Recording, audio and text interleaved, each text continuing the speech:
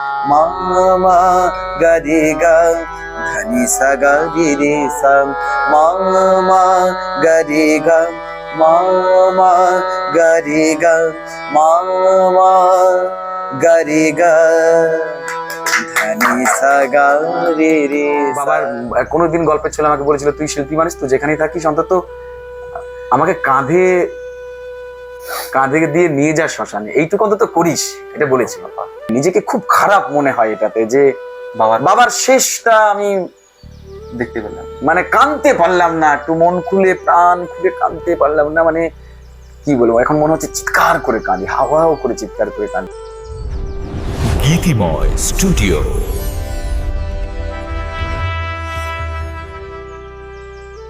নমস্কার, আমন্ত্রণ সকলকে গীতিময়ের আরো একটি নতুন পর্বে। আমি আমাদের সঙ্গে রয়েছি আপনাদের সকলের প্রিয় আকাশ, এবং আজকের আমরা পেয়ে গেছি, আপনারা দেখতেই পাচ্ছেন আমার সঙ্গে বসে রয়েছে আপনাদের সকলের পরিচিত এবং আমার খুব কাছের এবং দাদা বলি যাকে, এবং ফিলোজফারও বলতে পারি। আমাকে খুব গাইড করে আমার কাজকর্মকে নিয়ে, কোনটা করা উচিত কোনটা করা উচিত নয়, কি করা উচিত, বা আমি অল্প স্বল্প যেটুকু অভিনয় করি সেটা নিয়েও দাদা অনেক সময় আমাকে গাইড করে। দাদা রয়েছেন কুমার সঞ্জু, যাকে রকস্টার কুমার সঞ্জু নামে জানে সবাই। দাদাকে স্বাগতম জানাই গীতিময় স্টুডিওতে। নমস্কার, অনেক ধন্যবাদ গীতিময় স্টুডিওকে, তোমাকে, প্রবীণদাকে, মানে তুমি মানে আকাশ, হ্যাঁ, এবং সবাইকে নমস্কার জানাই। আমার পশ্চিমবঙ্গ তথা পশ্চিমবঙ্গের বাইরের প্রত্যেকটা মানুষকে, যাত্রাপ্রেমী মানুষকে, যারা যাত্রা দেখেন, যাত্রাকে কিঞ্চিত মাত্র ভালোবাসেন, তাদের প্রত্যেককে আমার প্রাণ ঢালা ভালোবাসা, আমার অনেক অনেক প্রণাম, এবং আমার অনেক অনেক অনেক অনেক লাভ ইউ। একদম একদম। তবে আজকে আমরা এসে গেছি, কিন্তু বুঝতেই পারছেন আমরা কিন্তু যাত্রা মঞ্চে আজকে নেই। আমরা আজকে সঞ্জুদা নিজের বাড়িতেই এসেছি। এবার নিজের এই ছোট্ট রুমটাকে এত সুন্দরভাবে ডেকোরেট করে রেখেছেন। সব থেকে বড় কথা হচ্ছে আধ্যাত্মিকতা, মানে ভগবান যে অ্যাকচুয়ালি ভক্তের ভগবান হয়, সেই কথাটা কিন্তু এখানে বুঝতে পারবেন। কেমন আছো বলো? ভালো ছিলাম না, এখন না ভালো হয়ে গেলাম। তোমরা হঠাৎ করে যে সারপ্রাইজটা দিলে সেই জন্য বেশি ভালো লাগছে।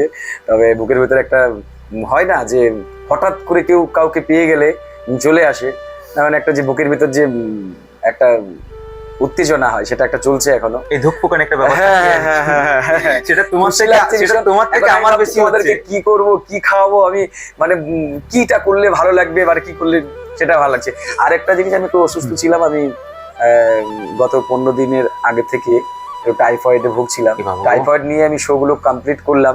তারপর এখনো পর্যন্ত 90% আমি সুস্থ হয়েছি, এখনো 10% বাকি আছে। খাওয়া দাওয়াটা এখনো স্বাভাবিক হয়নি।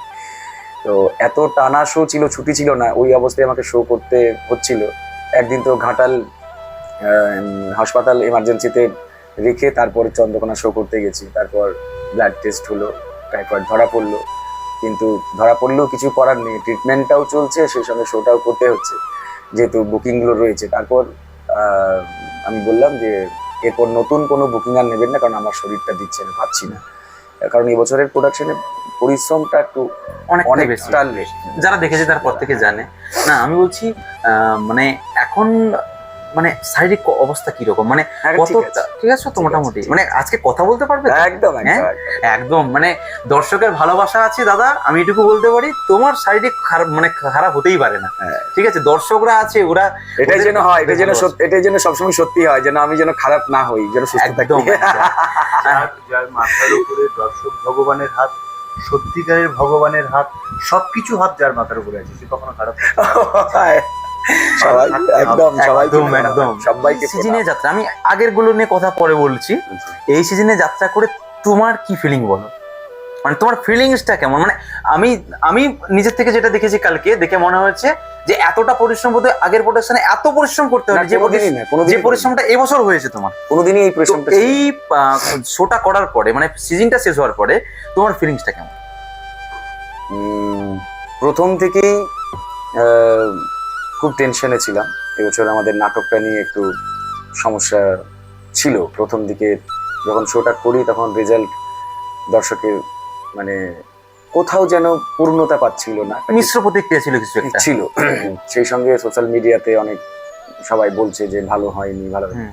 তো সেখানে তো একটা শিল্পীর একটা দায়বদ্ধতা থাকে তো, যে প্রতি বছর সে হিট হিট পালা দিয়ে আসছে, কলঙ্কিত নায়ক, পরাণ বন্ধুরে, চোখের জলের প্রতীক, বন পলাশীর বাগদি ছেলে, সবকটাই hit। আমি বাংলা বাজারের বাদশা, এত হিট। তারপর যখন মানুষ আমাকে দেখতে আসছে তখন তো একটা প্রত্যাশা থাকে যে আমরা কুমার সঞ্জুর কাছে ভালো কিছু পাবো, তা আমরা একদম একদম কুমার সঞ্জু আসছে মানে একটা ভালো কিছু পাবো, এটা আশা নিয়ে আসে। আমি জানি না সমস্ত কতটা- কাজকর্ম বন্ধ করে দিয়ে ওই সময়টা আবার আসে। সঞ্জুর জন্য বার তো করে রাখে। সেখানে যদি ভালো পালা দেখে না যায়, যে তখন বলবে, অনেকেই বলেছে ওই তো শুনতাম এত নাম কি পালা দেখলাম, এটাও বলেছে, একদম কমেন্টে বলেছে অনেক মানুষ, কি আচ্ছা। দেখলাম, অনেকেই বলেছে শুনতাম এত নাম গিয়ে দেখলাম অ্যামেচার শিল্পী, অনেকেই বলেছে, আচ্ছা বলছে তারা।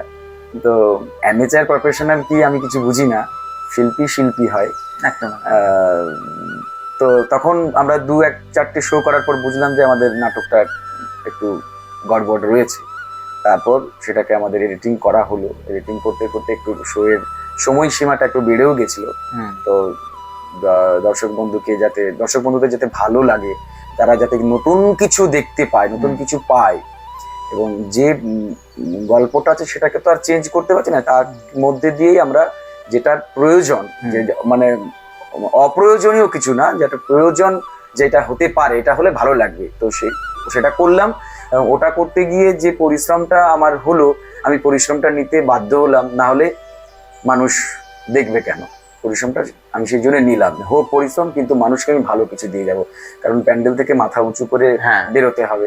এবং মানুষ যদি ছিছি করে, বই দেখে মানে হাফ দেখে চলে যাচ্ছে বা এরকম যদি হয়, আমার ভীষণ কষ্ট লাগে। আর প্রতিটা 159 রজনী করলাম, আচ্ছা। তার মধ্যে 159 রজনীতেই আমি টেনশনে ভুগি, তাই তো আজকে মানুষ দেখবে তো পালাটা, তাই তো আজকে মানুষ বসে পুরোটা শুনবেন তো, শেষ পর্যন্ত থাকবে তো, কমিটিরা পেমেন্ট করবে তো, মানে এগুলো একটা প্রতিটা দিন, প্রতিটা প্যান্ডেল, আমি একদম চুপচাপ, মানে গ্রিন্নম, একদম কোনো কথাই বলতাম না, শুধু যতক্ষণ না পালাটা শেষ হচ্ছে, পেমেন্ট হচ্ছে, গাড়ি চার্জ, ততক্ষণ পর্যন্ত প্রতিদিন টেনশন। কালকের প্যান্ডেল একটা গেলাম, তাই তো আজকে এখানকার মানুষের যাত্রাটা নেবে তো, ভালো লাগবে তো, তারা বসে থাকবে তো, তারা কমিটিরা পেমেন্ট করবে তো, এই একটা টেনশন কাজ করতো। আমি প্রডিউসারের কোনো ক্ষতি করে দিলাম না তো, এরকম একটা ব্যাপার থাকতো মানে মাথার মধ্যে। লেখাটা একটা প্রবলেম ছিল তুমি বললে, টিম কেমন পেয়েছিলে বলে? না, আমার টিম সবসময় ভালোই হয়, মানে দেখে শুনে একটা ইয়ং টাইপের টিম হয় সবসময়ের জন্য। কুমার সঞ্জু মানে থাকবে, ভালোই হয় বলতে নয়, মানে প্রডিউসারকেও উনিও আমারটা দেখ, যেহেতু আমি যে এজের মানুষ, আমার বয়সের সব আর্টিস্টদের নেওয়ার চেষ্টা করে। এরপর আমি এই বয়সের, আমার ভিলেনের বয়স যদি 50 বছর দেখায়, তখন সেটা খেলতে সুবিধা হবে না। লড়াইটা হবে, তুমি যদি ভিলেন, তোমার সাথে হিংসাটা, আমার লড়াইটা সমানে সমানে। তো সেই জন্য আমাদের অহিন ভিলেন, তিতলি, সুস্মিতা, দুজন নায়িকা, প্রত্যেকের কাজ কালকে দেখলাম, প্রত্যেকেই সুপার করেছে। হ্যাঁ, টিম নিয়ে তুমি স্যাটিসফাই ছিল একেবারে? আমরা যাত্রা দেখলাম না, একটা জীবন্ত সিনেমা দেখলাম। এগুলো শোনার পর তোমার এটা বলেছে, এটা শোনার পর কেমন লাগে বলবো কি, এগুলো শোনার পর তখন আরো দায়বদ্ধতাটা বেড়ে যায়, সামনের বছর আরো ভালো করতে হবে। আর এটা শোনার পর আমার তখন ভয় হয়, মানে আমার খুশি লাগে না যে শুনলাম, আমাকে ভীষণ ভাবে বললো, আমার না এটা হয় না, তখন আরো টেনশন এবং আরো দায়বদ্ধতাটা বেড়ে যায় যে সামনের বছর এর থেকে আরো বেটার কিছু দিতে হবে, অহংকার না করে যাতে করে আরো ইমপ্রুভ করা যায়, ওটা সেটার দিকে চাহিদা থাকে। আচ্ছা, একজন শিল্পী হিসেবে আমি যদি তোমাকে জিজ্ঞেস করি, মানে গান নাকি অভিনয়, কোন দিকটা সব থেকে বেশি প্রয়োজনীয়? অভিনয়, ডেফিনেটলি। গান অভিনয় দুটোই প্রয়োজন, হ্যাঁ, কিন্তু প্রয়োজন তো বটে, ওগুলো তো মানে একটা গাছ দেখতে সুন্দর লাগে কখন, তার পাতাটা হবে, ফুলটা হবে, তার ফলটা ধরবে, তখন দেখতে খুব ভরাট লাগে। তো অভিনয়টা হচ্ছে আমার গাছ, এবং পাতা, ফুল, ফল, তার সৌন্দর্য, বাইরের কাঠামোগুলো হচ্ছে গান, নাচ, সেই সঙ্গে কবিতা বা মিউজিক, লাইট, মাইক, সবকিছু না নিলে তো ভালো হবে না। একটা ফুলকে আমি ডালির মধ্যে রেখে দিলাম, সেটা দেখতে যতটা না ভালো লাগে, ফুলটা যখন মালাটা গাঁথা হয়, মাঝখানে একটা গোলাপ, এখানে একটা ডালিয়া দিয়ে যখন মালাটা তৈরি হয়, তখন দেখতে কি সুন্দর লাগে। সেরকম সবকিছুটার প্রয়োজন না হলে, সবকিছুটা সমান হতে হবে, ভালো হতে হবে, লাইটটাও পারফেক্ট হতে হবে, মাইক পারফেক্ট হতে হবে, মিউজিক পারফেক্ট হতে হবে, এবং আমাদের মাইক নেওয়া, লাইট নেওয়া, মিউজিক নেওয়া, এই নিয়ে যে কাজ কাজটা করা, আমাদের লাইভ পারফরমেন্স তো খুব কঠিন শিল্প, এটা খুব কঠিন। প্রতিদিন গলা ঠিক রাখতে হবে, কালকে টেনশনে আমার গলা ধরে গেছে, মানে হল শোর একটা আলাদা টেনশন থাকে মানুষের টেনশন শুধু নয়, আমাদের যাত্রাতে। শরীরটা সবসময় সমান দেয় না, কিন্তু দর্শক তো তোমার কাছ থেকে পুরোটাই চায় যে 100% দেখতে এসে সঞ্জুকে, কিন্তু যেদিন শরীর দেয় না সেদিন তো বোধহয় প্রচুর কষ্ট লাগে না? হ্যাঁ, ভীষণ ভীষণ। মানে এবছর যখন আমার টাইফয়েড চলছিল তখন আমি অলরেডি একটা সিন করে আসার পর আমি প্যান্ট খুলবো, খোলারও শক্তি নেই আমার। আমার ওই ছেলেটা সমস্ত কিছু করতো, মানে আমি যে জুতোটা পরবো ওটা জুতোটা পরার ক্ষমতা ছিল না, আমাকে মঞ্চে তুলে দিত, আমি গিয়ে দাঁড়িয়ে দাঁড়িয়ে ডায়লগ গুলো বলতাম। তো এত কষ্ট হতো, দর্শক তার বুঝবে না যে আমার টাইফয়েড হয়েছে, জ্বর হয়েছে। এবার আমার কি খারাপ লাগতো যে আজকে হয়তো কিছু নতুন দর্শক এসে কুমার সঞ্জুর নাম শুনেছে কিন্তু আমাকে দেখেনি কোনোদিন, তারা নতুন দেখতে এসে তারা কি নিয়ে যাবে, এ বাবা এত নাম শুনেছিলাম, এত লোকে বলে কুমার সঞ্জু, আর এসে কি দেখলাম। তো তখন ওখানটায় মঞ্চটায় উঠে যাওয়ার পর আর তখন মনে হয় না যে আমার টাইফয়েড হয়েছে বা জ্বর হয়েছে বা শরীর দিচ্ছে না, তখন মনে হচ্ছে যতটা যেখানে দেওয়ার প্রয়োজন তখন অটোমেটিক বলে তাতে যদি আমি এখানে স্ট্রোক হয়ে যাবে কিন্তু আমি দেখে ছাড়বো, আমি শরীরটাকে বাঁচাবো না, আগে আমি মঞ্চটাকে বাঁচাবো। মঞ্চটাই আমার ভগবান, দর্শক আমার ভগবান, মঞ্চটা মন্দির। ওনাদেরকে দেখানোর জন্যই বাড়ি ঘর ছেড়ে রাত জেগে জার্নি করে, খাওয়া দাওয়ার ঠিক নেই, ওনাদের জন্যই বেরিয়েছে। এবং এই কাজটা করার জন্য প্রডিউসার আমাকে পেমেন্ট দেয়, এটা আমার ডিউটি, আমার জব, আমার সবকিছু। আর এটার জন্য আজকে মানুষ আমাকে চেনে। তো আমি তখন ওখানটায় ফাঁকি মারবো বা কিঞ্চিত একটুখানি ঠকিয়ে দেবো, মানে অল্পতে সেরে দেবো, এটা আর তখন আসে না এটা আর আসে। আমি বলছি একটা কথা প্রবাদ আছে না যে একটা সফল মানুষের পিছনে বা সফল পুরুষের পিছনে নারীর কৃতিত্ব থাকে। আমি এখানে তোমাকে জিজ্ঞেস করবো যে তোমার এই সফলতার পিছনে পরিবারের কতটা কৃতিত্ব আছে বলে তুমি মনে করো? কৃতিত্ব, অবদান, সাপোর্ট, ভালোবাসা, আমাকে চাপ না দেওয়া, সবকিছুর পিছনে একজনই আছে, সেটা আমার ওয়াইফ, আমার সহধর্মিনী, আমার বউ। আচ্ছা, নিবেদিতা। এবং ও আসার আগেও আমার দিদি আমাকে অনেকটা হেল্প করতো, মানে সাপোর্টটা করতো। তাছাড়া পরিবার বা আত্মীয় স্বজন ফ্যামিলির দিক থেকে কোনো সাপোর্ট ছিল না আমার এই লাইনে আসার। এখনো এটাও একটা মনে ক্ষোভ রয়েছে যে আমার এত মানুষ ভালোবাসে, এত মানুষ এত আমাকে নিয়ে পাগলের মতো হয় প্যান্ডেলে গেলে দেখি, আমার পরিবারের কোনো ব্যাপারই নেই, কোনো ব্যাপার না, যা করছে মানে এটা কোনো কাজই নয়, এগুলো কোনো কাজ নাকি, মানে এটা কোনো কাজ নয়। অনেকেই মনে করে, আমি এটা সত্যি কথা বলতে আমি এটা শুনেছি যে যাত্রা, ওই একটা কথা জানেন কি, যাত্রা করে ফাতরা লোকে, হ্যাঁ, সেই কথাটা যেন এখন খুব মানে অনেকেও মানে আজকের দিনে দাঁড়িয়েও যখন দেখা যাচ্ছে যে একজন যাত্রা স্টার তারা যথেষ্ট পরিমাণ ইনকাম করছে, এখান থেকে খুব ভালো লাইভ লিড করছে, তবুও এখন অনেকে বলে যে যাত্রা বোধ হয় এটা যাত্রা করে মানে ওই জায়গাটা একটা থাকে না। এই দিক থেকে কি বৌদির কাছ থেকে কোনোদিন কোনো কিছু কথা শুনতে পেয়েছো বা কোনোদিন কোনো নেগেটিভ? না, ফুল ও তো জেনে শুনে আমাকে ভালোবেসেছে।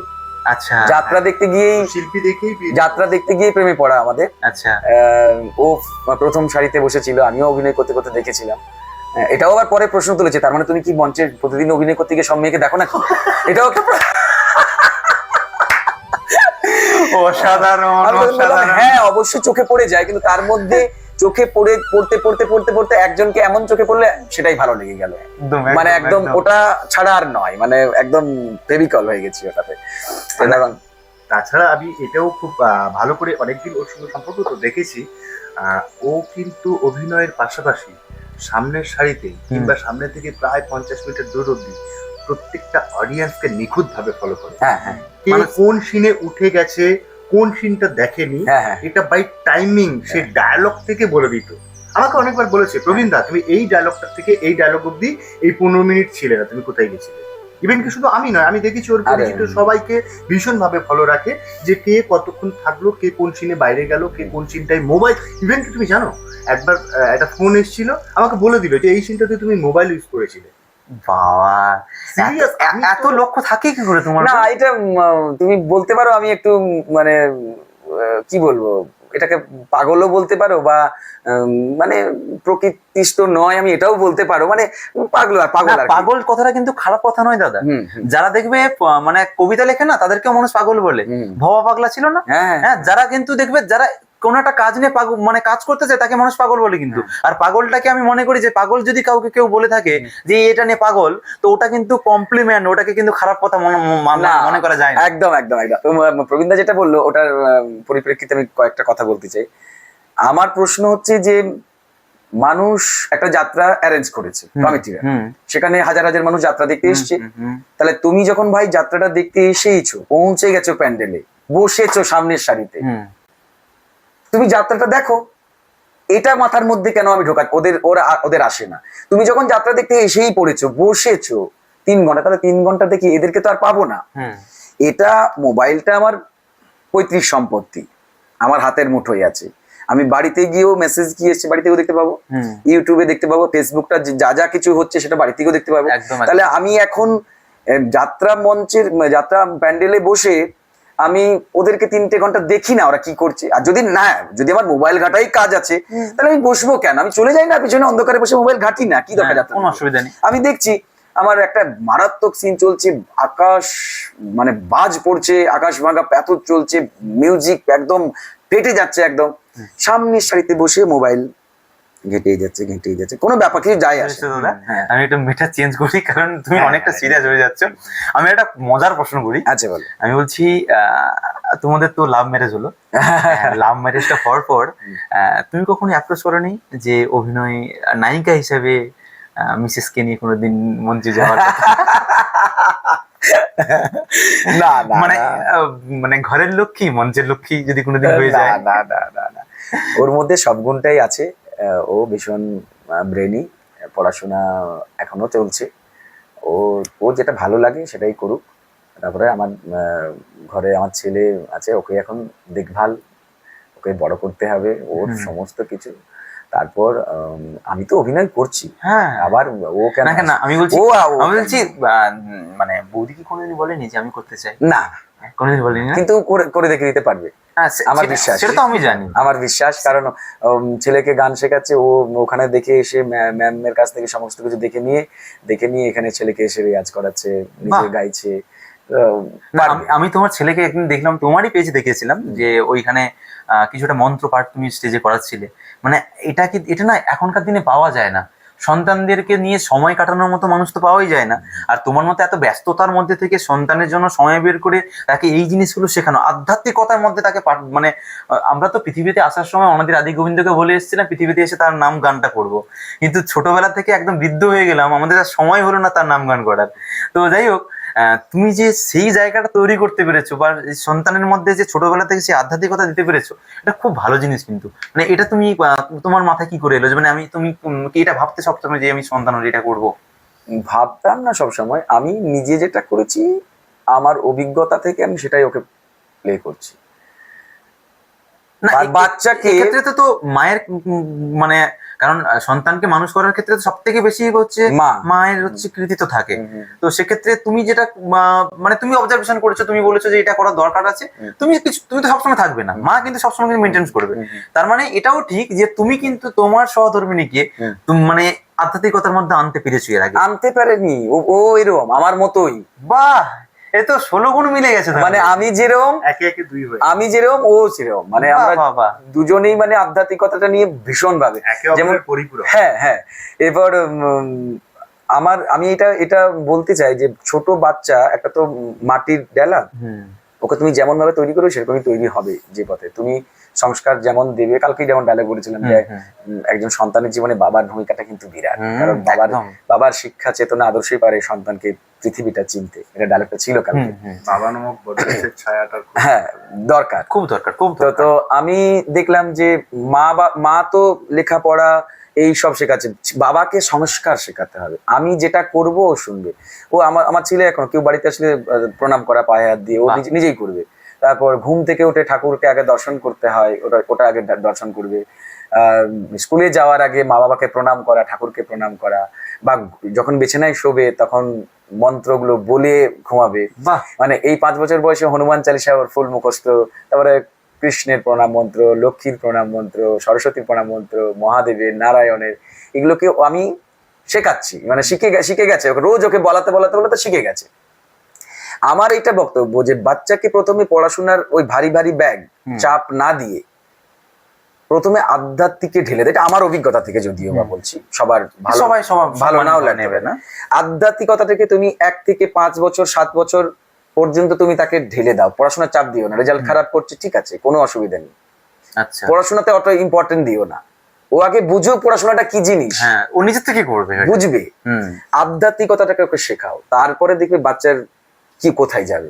এটা আমার বিশ্বাস। এমন কোনো প্ল্যান আছে? এটা আমার বিশ্বাস, কেন আমি নিজের দিক থেকে দেখেছি, ছোটবেলা থেকে আমার ওই মানে পুজো করা, লক্ষ্মী পুজো করা, শিব চতুর্দশীতে উপোস থাকা ছোটবেলা থেকে, কিন্তু আমার সঙ্গে যে আমার সমবয়সী আমার বন্ধু বান্ধব তারা কেউ করতো না, আমি এগুলো করতাম। তো আমাকে দেখে সবাই হাসাহাসি করতো, আমি ছোট থেকে সবকিছু ঠাকুরের এগুলো করবো। তো সেটার পর থেকে যে আমি নিজেকে যেভাবে তৈরি করতে পেরেছি, তো সেটা আমার অভিজ্ঞতা থেকে আমি আমার ছেলেকে অ্যাপ্লাই করছি যে ঠাকুর নেকে চেনো আগে, কোনটা কে ঠাকুর, কোনটা কি ঘটনা হয়েছিল। রাত্রে ঘুমাবার সময় এখনো আমি অনেক সময় রামায়ণের ক্লিপ দেখা, লব কুশ কিভাবে অশ্বমেধ যজ্ঞ করছিল, দেখো বাবা এটা লব কুশ, এটা এটা এটা এই জায়গা, এইগুলোকে দেখে দেখে তবে ঘুম পাড়ায় ওকে। আর ওকে ছোটবেলা থেকে, মানে আমরা দুজনেই মানুষ করেছি, তো আমাদের কোনো কেউ নেই, আমরা দুজনের সংসার। একটা বাচ্চাকে মানুষ করা, আমি শো করতে চলে যাচ্ছি, ও একা বাচ্চাকে নিয়ে রান্না করা, বাচ্চার দেখভাল করা, একা সবকিছু করা। তো ছোট থেকে ওর ঘুম পাড়ানি মন্ত্র হচ্ছে হরে কৃষ্ণ কৃষ্ণ কৃষ্ণ হরে হরে, হরে রাম রাম হরে কৃষ্ণ। এটা এখনো পর্যন্ত ছেলে যখন ঘুম পাচ্ছে, ও বাবা হরে কৃষ্ণ করে দাও না, ও বাবা হরে কৃষ্ণ, ও জানে যে হরে কৃষ্ণটাই হচ্ছে ঘুম পাড়ানোর মন্ত্র। বাহ বাহ বাহ। না তোমার কি কোনো প্ল্যান আছে যে ওকে মানে বড় হয়ে যাত্রা ফাত্রা করবে, এরকম কিছু প্ল্যান কি আজ থেকে মাথায় নিয়েছো, নাকি যা কিছু ও নিজে থেকে যা চাইবে? ও যা চাইবে, ও গানের ন্যাক ছিল, আমি মানে দেখলাম যে আমি কঠিন গানগুলো যে গাইছি, চেষ্টা করছি, বাড়িতে প্র্যাকটিস করছি, সেগুলোকে ও শুনে শুনে শুনে শিখে গেছে, শিখে গিয়ে আমাকে শোনাচ্ছে, বাবা দেখো আমি গানটা গাইতে পারছি, বাহ বাহ বাহ, অসাধারণ। তখন আমি দেখলাম যে গানের প্রতি ওর ন্যাক আছে, ওকে একটা গানের ক্লাসে তালিম দিতে হবে, কারণ আমি তো সবসময় থাকছি না, তাই গানের। তারপর যখন বড় হবে ও তো নিজে থেকে। হ্যাঁ হ্যাঁ। আচ্ছা এবার একটা প্রশ্ন করি, আড্ডা কিন্তু জমে উঠেছে খুব ভালোভাবে, মানে প্রিয় মানুষকে পেয়েছি তো, তাই একটু আড্ডাটা একটু দীর্ঘায়িত হয়ে যাচ্ছে। হ্যাঁ বলছি, যাত্রা করছো, অভিনয় ভালো করছো, কালকে হলে দেখে অনেকেই বলেছে যে এটা জীবন্ত সিনেমা হচ্ছে। কোনোদিন কি ছোট পর্দা বা বড় পর্দায় কাজ করার কথা মাথায় এসেছে বা করার চিন্তা হয়েছে? এটা হয়নি, মনে হয়নি কখনো যে করি? না, এটা হয়নি কখনো। মনে হয়েছে যে যাত্রাটাই ঠিক আছে, এর বাইরে না ঠিক আছে না, প্রথম থেকেই লক্ষ্যটা ছিল যাত্রা শিল্পী হব।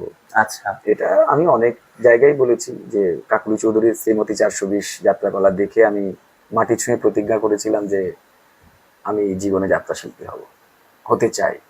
যাত্রার প্রতি একটা আলাদা ব্যাপার, নেশা। আমাকে খেতে দিক না দিক, টাকা দিক না দিক, 4টে খুঁটির মঞ্চ আমাকে প্রতিদিন দিতে হবে, তাহলে আমি শান্তি। যাত্রা ছাড়া, যাত্রার বাইরে আর কোনো কিছুতে টানে না, বা মনটা আমি দিতে পারবো না। একটা জিনিসের প্রতি লক্ষ্যটা রাখতে হয়, এটা আমি শিখেছি। হ্যাঁ হ্যাঁ, একটাই থাকবে লক্ষ্য, তুমি যেটাকে তুমি ভালোবেসেছো ওটাকে এত পরিমাণে ভালোবাসো, তার প্রতি এমন পাগলামি হও, এই এত বড় পৃথিবীতে তোমাকে ঠিক জায়গা করে দেবে। একদম একদম। মানুষ যদি লক্ষ্যটা ঠিক করতে পারে এবং সেটার প্রতি পাগলামি, তার ভালোবাসাটা যদি একদম 100% কিঞ্চিত মিথ্যার প্রলেপ না থাকে, যদি কোনোদিন বিরক্ত না হয় সেটার প্রতি, তাহলে এত বড় পৃথিবী তোমাকে ঠিক জায়গা। আর জীবনে এমন কোনো দিন এসছে যেখানে খুব কষ্ট নিয়ে যাত্রা করতে হয়েছে বা কষ্ট এসে গেছে, মানে তুমি ভাবতে পারো না যে এরকম দিনটা ঘটতে চলেছে, বা এরকম কোনো মেমোরিজ লাইফে ঘটেছে? মানে আনন্দের মেমোরি তো অনেক আছে, বেদনার মেমোরি কোনো? বেদনার মেমোরিজ বলতে লাইফে একটাই ঘটেছে, আরো অনেক ঘটেছে, তার মধ্যে একটা যেটা মানে যতদিন বাঁচবো ভুলবো না, সেটা যাত্রার রানিং শো চলছে। 22শে ডিসেম্বর আমার জন্মদিন। 22শে ডিসেম্বর দিন পাণ্ডবেশ্বরের পাশে, জায়গাটার নাম মনে পড়ছে না, বর্ধমানের ওই দিকটা ছিল। পাণ্ডবেশ্বরের পাশাপাশি 22 ডিসেম্বর আমার জন্মদিন। 22শে ডিসেম্বর ভোর 5টায় আমার বাবা এক্সপায়ার করে গেছে। বাবা, তো সেদিনকে শো আছে আমার পাণ্ডবেশ্বর। শো করেছিলে? হ্যাঁ, শো আগে, আমার আগে শো। কি করে গেলে? 21 তারিখ আমি বাঁকুড়াতে শো করে হসপিটালে এলাম, খবর পাচ্ছি যে বাবার এরকম হার্ট বিট ভীষণ বাড়ছে, শ্বাসকষ্ট হচ্ছে, হসপিটালে নিয়ে যাব। তো আমি শো করে হসপিটালে গেলাম, তখন রাত্রি 2:30-টে। হসপিটালে যাওয়ার পর বাবা তখন প্রচন্ড হাঁপানি চলছে, আমি দেখা করলাম, বাবা হাসলো, বা আমি যে এসেছি সেটা দেখে একটু শান্তি পেলো, আমার হাতে 3বার জলও খেলো। তারপরে আমি দাদাকে বললাম, তুই থাক, আমার তো কালকে শো আছে, আমাকে একটু রেস্টটা নিতে হবে, আমাকে এত 250 কিলোমিটার যেতে হবে আমার। তো তাহলে তুই এখানে সমস্ত ডাক্তারের সঙ্গে কথা বলে, নার্সদের সঙ্গে কথা বলে, দাদাকে সবকিছু বুঝিয়ে আমি বললাম, আমি 2-4 ঘন্টা একটু আমাকে রেস্ট দিই, তুই বাবার কাছে থাক, বাকি সব বুঝিয়ে টুঝিয়ে আমি গেলাম। ভোর 5টার সময় চোখটা লেগে গেছে, 5:30 বাজে, তখন চোখটা লেগে গেছে। আমার বন্ধু একজন এসেছিল আমার সঙ্গে, গেছিল যে তুই যাচ্ছিস একা, আমিও যাবো, বাঁকুড়ায় বাড়ি ছেলেটা, তাপস নাম। তো আমি ভোর 5টা নাগাদ চোখটা লেগে গেছে, দাদার সাথে কথা বলছি, কেমন আছে কেমন আছে, বাবা এখন কেমন আছে, কি হচ্ছে, ডাক্তার কি বলছে। তো সেই সময়টাতে চোখটা লেগে গেছে, আমি স্বপ্ন দেখছিলাম যে বাবা আমার কাছে এসে বলছে, এই শোনু, মানে আমাকে শোনু বলে ডাকে, এই শোনু, মানে ওঠ, এইটা বলেছে। ওঠ যেই বলেছে, সঙ্গে সঙ্গে আমার ফোনটা রিং বেজে উঠেছে। ওঠ বলেছে, আমার ফোনটা রিং বেজে উঠেছে, দাদা ফোন করছে হসপিটাল থেকে, ফোনটা রিং হচ্ছে, আমার ঘুমটা ভেঙে গেল। কিন্তু বাবা আমার রুমে ঢুকলো, আমি দেখতে পেলাম, আমার কাছে এলো, এই শোনো ওঠ, এটা বলে ফোনটা রিং হলো। এটা একদম মানে মানে আমার কাছে একদম পুরো জলছবির মতো আসছে। দাদার ফোনটা এলো, সঙ্গে সঙ্গে ফোনটা দিলাম, হ্যাঁ বল। বলছি বাবা মনে হয় এক্সপায়ার করে গেছে। আচ্ছা, তখন কি করব, মাকে বলতে পারছি না, এই না সেই না। এরপর বাড়িতে বউকে বললাম, সবকিছু ও ছিল, বলার পরে এরপর ডেড বডি তো এখন ছাড়বে না, 2-4 ঘন্টা না হলে তখন ছাড়ে না, ওদের সমস্ত কাগজপত্র যে সিস্টেম আছে সেগুলো করার পর ছাড়বে। মাথার মধ্যে রয়েছে আমার যাত্রা, 6:30টায় যাত্রা শুরু, টিকিটের প্যান্ডেল, পাণ্ডবেশ্বর। বাবা, তাহলে যেতেই হবে, মা যেতে তো হবেই। এবার কি করব, দিদি কলকাতা থেকে পৌঁছাতে একটু দেরি করলো দেশের বাড়িতে। তারপরে ও 1টা-1:30টায় পৌঁছালো, এদিকে সব আমার অ্যারেঞ্জমেন্ট চলছে, আমি বাবার বডি নিয়ে এসে তুলসীতলায় রেখেছি। তার বাকি সব যেগুলো ক্রিয়াকলাপ আছে সেগুলো সব চলছে, সব আসছে, কাঠ ফাট সব অ্যারেঞ্জ হচ্ছে। বাবার খাটে বসছি, দেখছি, এতটুকু চোখের থেকে জল পড়ে, তাই আমার মুখ থেকে, মানে আমার চোখ থেকে বা চোখে যে বাবা মারা গেছে, যে এতটুকু, মানে কোনো ব্যাপার নয়, মানে কাজ করতে হবে, চলো কাজটা উদ্ধার করতে হবে, এইসব তোড়জোড় চলছে, সবাই কান্নাকাটি শোরগোল চলছে। আমি কিন্তু কাজ করে যাচ্ছি, বাবার খাটে বসি, মাঝে মধ্যে মাথায় হাত বোলাচ্ছি, সব বাবা আছে, ডেড বডিটা আছে, মানে বাবা আছি, এটা মাথায় আছে, কান্না হচ্ছে না, মাথার মধ্যে আছে। আবার একবার ভাবছি যে আমি যদি কাঁদি এখন, চিৎকার করে গলাটা ধরে যাবে, গলাটা ধরে গেলে শোটা করতে পারবো না, যাত্রাটা। তো তারপর সবকিছু হলো। বাবার কোনোদিন গল্পের ছেলে আমাকে বলেছিল, তুই শিল্পী মানুষ, তুই যেখানেই থাকিস অন্তত আমাকে কাঁধে দিয়ে নিয়ে যা শ্মশানে, এইটুকু অন্তত করিস, এটা বলেছিল গল্পে চলে, আর কি চলে, আগে বলেছিল। তখন ওটা আমি করলাম, কাঁধে দিয়ে শ্মশানে নিয়ে গেছি। শ্মশানে তখন কাঠগুলো হাজির হয়নি, সব মানে আসেনি। তো বাবাকে শ্মশানে রাখলাম, রেখে প্রণাম করলাম, প্রণাম করে আমার যে পাইলট ছিল গাড়িতে আমাকে টেনে তুললো, দাদাকে সব বুঝিয়ে দিয়ে গাড়িতে তুললো, বাবাকে ঢাকা দিয়ে চলে গেলাম।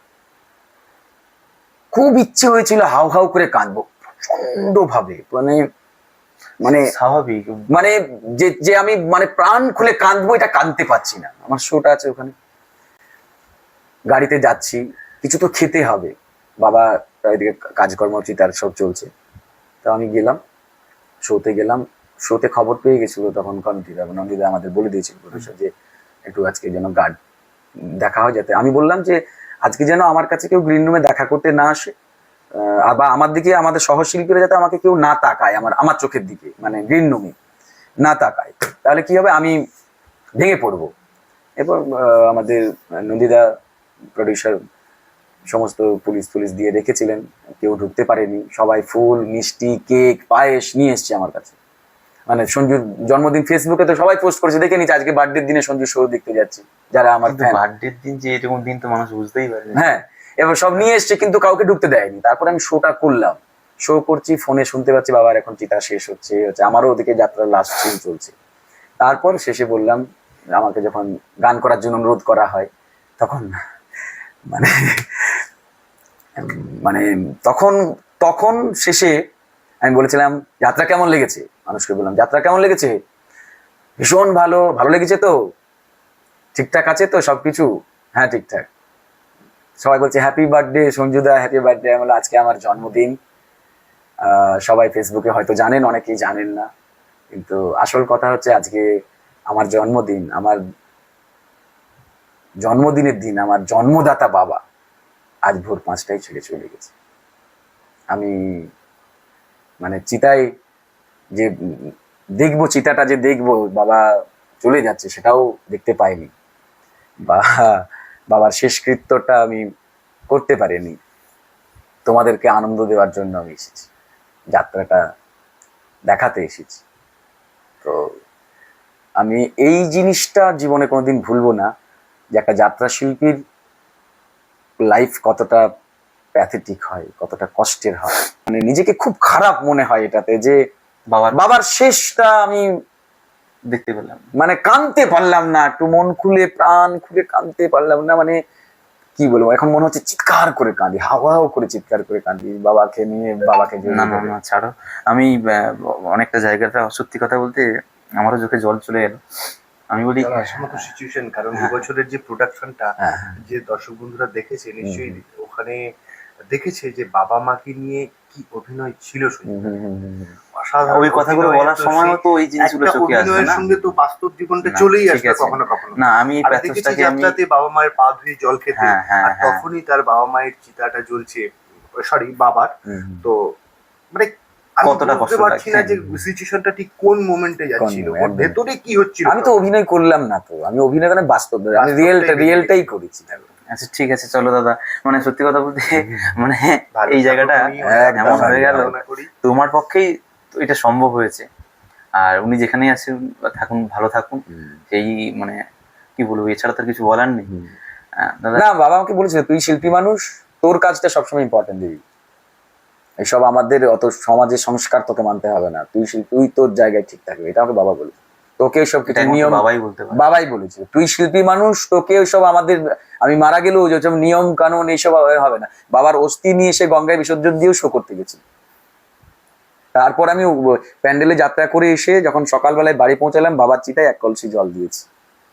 এই হচ্ছে লাইন। বলছিলাম দাদা, এবার মোটামুটি যদি প্রশ্নটা করি এরকম, সামনের বছরে দুটো প্রোডাকশন, হ্যাঁ হ্যাঁ, একটা বোধহয় ভক্তিমূলক আছে, একটা সামাজিক। চৈতন্য দেবের বোধহয় যুগাবতার শ্রী চৈতন্য। হ্যাঁ শ্রী চৈতন্য, নামটা আমার মনে ছিল না, তুমি মনে করে দিলে। আর দর্শকের কাছে মানে একটা পোস্টার বোধহয় ওরা পেয়ে গেছে, হ্যাঁ হ্যাঁ, বিজ্ঞাপন চলে একটা গেছে। বিজ্ঞাপন করা হয়েছে। আর একটা বোধহয় সামাজিক প্রোডাকশন, যেটা হচ্ছে কি এ যুগের পরশুরাম। এই যুগের পরশুরাম, মানে দুটোই তো তোমাকে বেশ করে তৈরি করা বোধ হয়। আমি প্রথমে জিজ্ঞেস করতে চাইবো, চৈতন্যদেব তো আমাদের হিন্দু ধর্ম, যারা অ্যাকচুয়ালি ধর্মাবলম্বী মানুষ তারা চৈতন্যদেবকে চেনে ভালো করে, বা তিনি কতটা হরিনামকে মানে বিলানোর জন্য কতটা পরিশ্রম করেছিলেন সেটা মানুষ দেখেছে।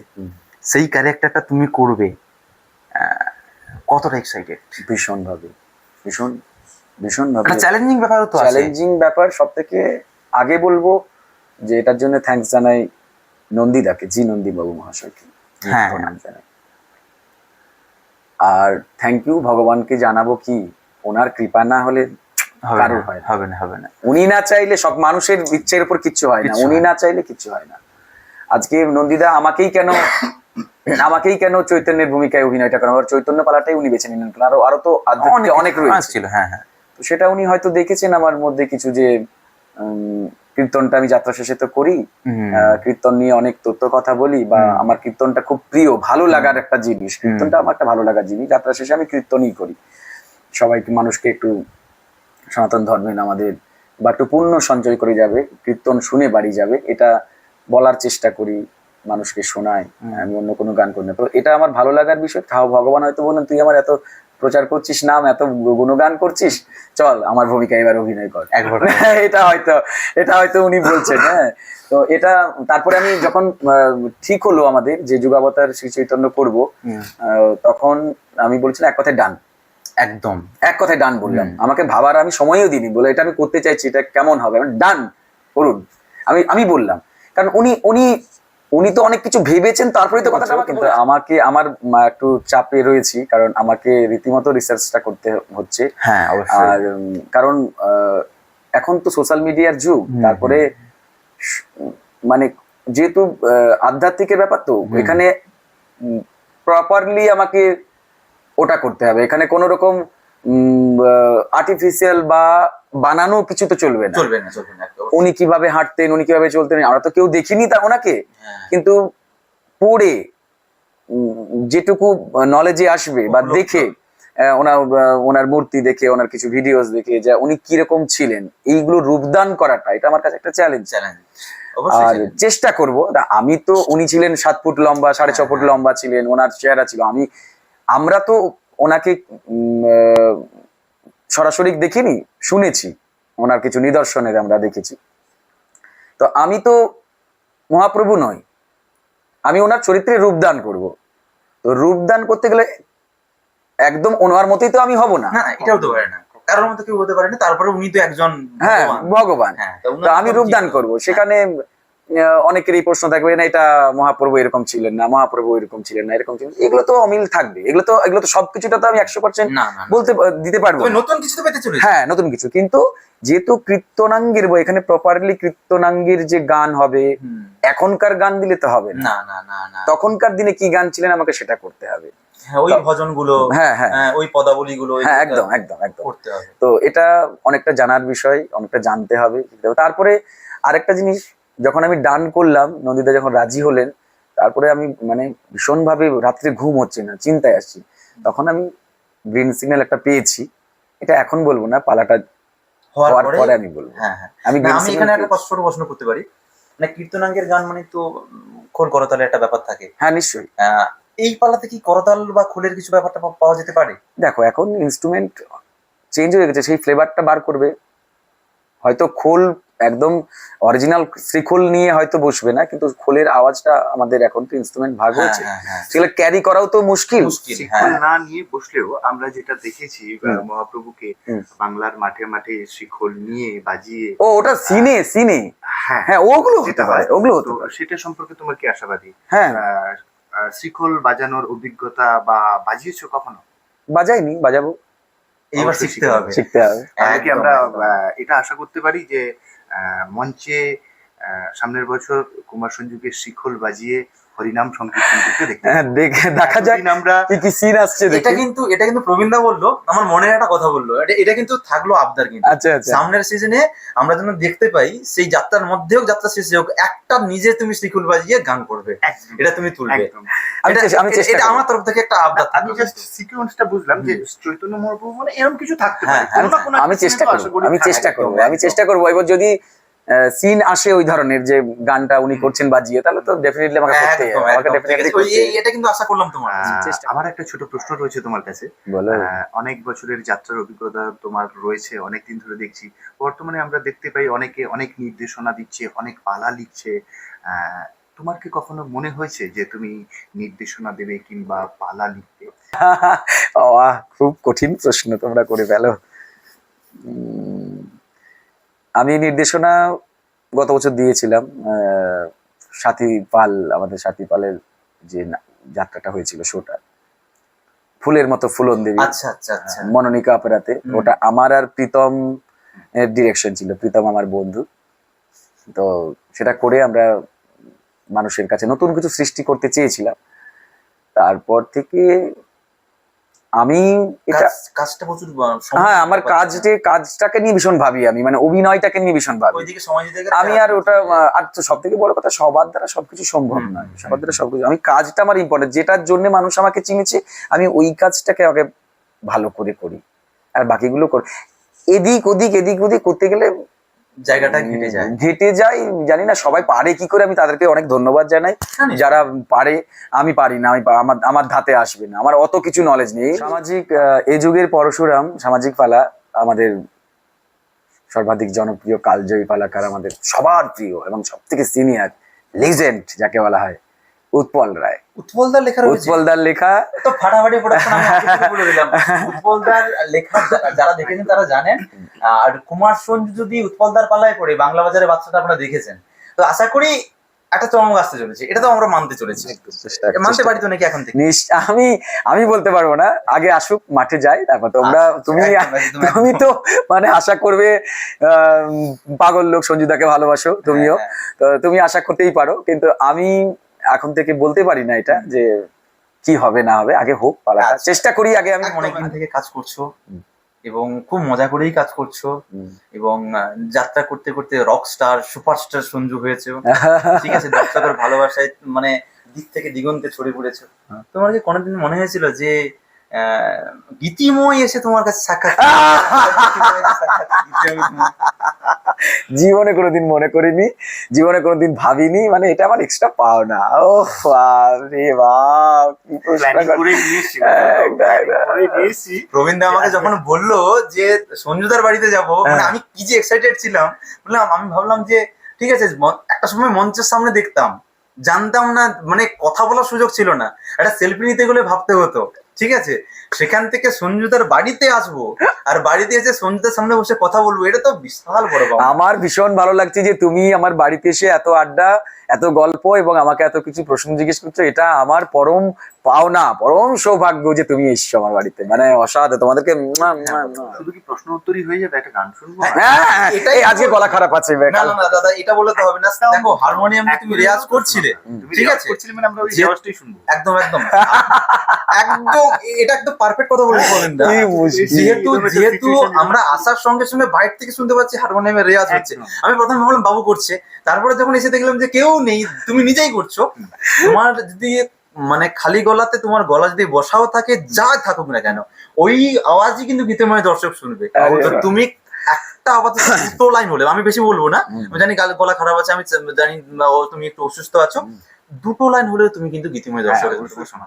গান করছি না কিছু, একটা ইমনের একটা সরগম শোনাচ্ছি।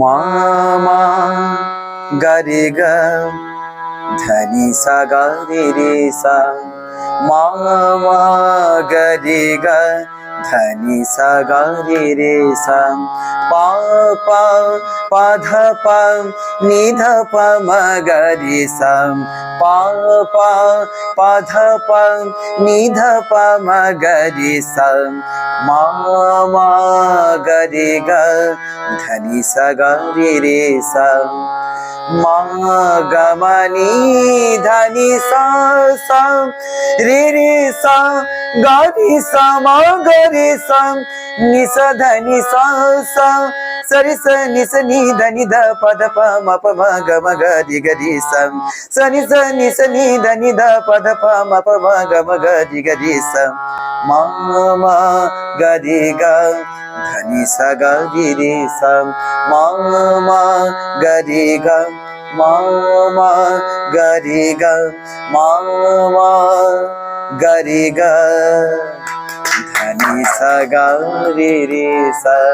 অসাধারণ অসাধারণ, গলাটা দেখলে তো উপরে যাচ্ছিল না কালকে। ঠিক আছে, অসংখ্য ধন্যবাদ দাদা আমাদের সঙ্গে এতটা সময় দেওয়ার জন্য, আর প্রবীণ দাকেও অসংখ্য ধন্যবাদ আমাকে এরকম একটা সুযোগ করে দেওয়ার জন্য। আমি চাইবো যে তুমি আরো আরো অনেক দিন ধরে মঞ্চের সঙ্গে যুক্ত থাকো, শো করতে থাকো, পশ্চিমবঙ্গ শুধু নয়, দেশান্তরে যেখানে যেখানে বাংলা ভাষা চলে, যেখানে যেখানে বাংলা ভাষার মানুষ আছে, তারা যাত্রা দেখুক, তোমার যাত্রার হই হই রব ছুটুক চারিদিকে, এই আশা আমি করি এবং এই প্রার্থনা ভগবানের বা মঙ্গলময়ী মায়ের কাছে আমি করতে পারি। এইটুকু বলে আর আমাকে এতটা সময় দেওয়ার জন্য অসংখ্য ধন্যবাদ জানি। অনেক অনেক ধন্যবাদ। আমারও কিছু বলার আছে। পশ্চিমবঙ্গ তথা পশ্চিমবঙ্গের বাইরের যাত্রার সঙ্গে জড়িত আছেন যারা, একটু যাত্রা শিল্পীকে দেখবেন, যাত্রা শিল্পীকে একটু ভালোবাসুন, একটু ভালোবাসা দিন। আমরা ভালোবাসার খুব কাঙাল। আর বলবো যে যাত্রা শিল্পীকে একটু মেসেজ একটা আমি বলতে চাই, যাত্রা শেষে প্লিজ সমস্ত কমিটিদের আমি হাত জোর করে অনুরোধ করছি, যাত্রা শেষে যাত্রা শিল্পীকে জোর করে গান করাবেন না। কারণ আমরা যে পরিশ্রমটা করি, 3 ঘন্টা গান করছি, হাসছি, কাঁদছি, মারপিট, এত কিছু করছি লাইভ, তারপরে শেষে আর গান করাবেন। কারণ শেষে যে গানটা আমরা করি মানে বাধ্য হয়ে, তখন কিন্তু কেউ মন থেকে দরদ দিয়ে গানটা কেউ গায় না, আমরা কেউ গাই না। আর যে কজন দাঁড়িয়ে থাকে তারা অনুষ্ঠানটা একটু বাড়াবার কথা ভাবে, কিন্তু ওটা দিয়ে কিছু লাভ হয় না। যাত্রাটা করতে গিয়ে যাত্রাটা দেখি, যাত্রাটাই মাথায় নিয়ে বাড়ি যাক, এটা আমাদেরকে কষ্টটা দেবেন না। আর যাত্রা শিল্পীদের শেষে গান করার অনুরোধটা করবেন না প্লিজ। আমার কাছ থেকে আমার কাছে মেসেজ আসেনি, আমাকে হঠাৎ মেসেজ করে দিল হোয়াটসঅ্যাপে, দাদা আমার পেজের হয়ে একটা ভিডিও বাইট বানিয়ে দিন শুভেচ্ছা বার্তা। না, আমি তো কাউকেই পাঠাই না। তা আমি আমার খেয়ে দিয়ে কাজ নেই তো, তাকে নাকি আমি বসে আছি মোবাইলটা নিয়ে সবার ভিডিও বাইট করার জন্য, মানে মানে কি সম্মানও নেই, মানে তোমাকে যে একটা ফোন করে বলি দাদা একটা ফোনটা কেমন আছেন দাদা, ভালো আছেন তো দাদা, একটা ভিডিও বাইট কি করা যেতে পারে, না মেসেজ করে দিলে মানে আমি মানে অর্ডার মেসেজ একটা করে দিলাম, ব্যাস মেসেজ করে দিলাম দাদা একটা ভিডিও বাইট বানিয়ে দিন, বাবা করতে হবে না প্রচার। না না, প্রচারের ব্যাপারটা নয়, ব্যাপারটা কি বলতো দাদা, এখানে একটা কথা আমি বলতে পারি যে প্রত্যেকেই কাজ করছে, করুক, ভালোর জন্য যদি করে থাকে তাহলে নিঃসন্দেহে সেটা ভালো। অবশ্যই যাত্রা শিল্পটা 500 বছরের পুরনো শিল্প, এবং আমরা 5 বছর আগে পর্যন্ত, আমি তো 2 থেকে 3 বছর এসেছি যাত্রা এই লাইনটাতে, তখন যাত্রা দেখতাম কেবলমাত্র, একটু জানতাম, কিছুই জানতাম না। এখন যাত্রাটা নিয়ে কাজ করতে গিয়ে অনেক কিছু জানতে পারছি। যারা করছে করুক, যদি যাত্রাটাকে ভালো ভেবে করে তো সেটা আমিও চাইবো যে তাদেরকে শুভকামনা জানাবো, তো আমাদের কাজ ভালো হোক এবং সেটা এগিয়েও যাক। কিন্তু কেবলমাত্র কিছু কিছু জায়গাতে কিছু, আমি এখানে একটু একটা ভাষার ট্রাম ইউজ করতে চাইবো, ইওলো মিডিয়া কিছু একটা কথা থাকে, এটা আমি অ্যাকচুয়ালি না, এটার জন্য আমিও শিকার হচ্ছি কিছুদিন যাবত। মানে এটা তোমাকে আমি পার্সোনালি বলতে পারি, বা অনেককে আমি বলেছি সেটা। যদি কোনোদিন সময় পাই আবার তোমার সঙ্গে কথা হবে, সেইটুকু সুযোগ আমাকে দিও, সেটাই তোমাকে বললাম। আমারই তো দার, অবশ্যই আমার বাড়িতে। একদম একদম, অসংখ্য অসংখ্য ধন্যবাদ দাদা। আবার দেখা হবে আপনাদের সঙ্গে অন্য কোনো মঞ্চে, অন্য কোনো ভাবে, অন্য কোনো পর্বে। ভালো থাকবেন, সুস্থ থাকবেন, কুমার সঞ্জু যাত্রা তো অবশ্যই দেখতে থাকবেন, গীতিময়ের সঙ্গে থাকবেন, যাত্রার সঙ্গে থাকবেন, সব থেকে বড় কথা। আজকের মতো বিদায় নিলাম, সকলে ভালো থাকবেন, বাবাই।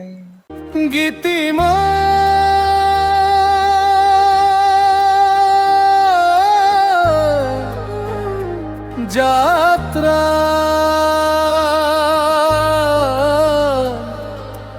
আপন